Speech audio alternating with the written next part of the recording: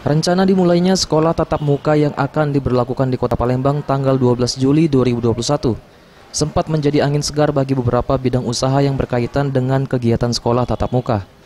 Sempat mengalami peningkatan, namun seiring dibatalkannya sekolah tatap muka, penjualan kembali berkurang.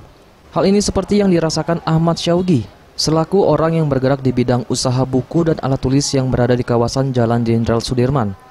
Dirinya mengatakan sempat mengalami peningkatan penjualan di awal bulan dan kembali mengalami penurunan pasca adanya pembatalan sekolah tatap muka.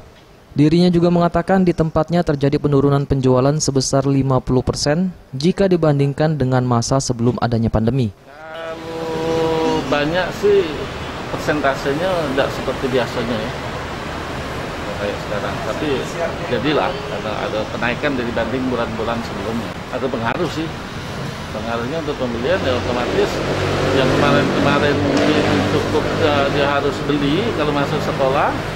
Kalau di rumah ya mereka mungkin mencari yang dari sisa kertas-kertas yang ada kayak itu kan, buku-buku dikumpul, tapi yang jelas belum tahu faktornya, yang pasti agak berkurang.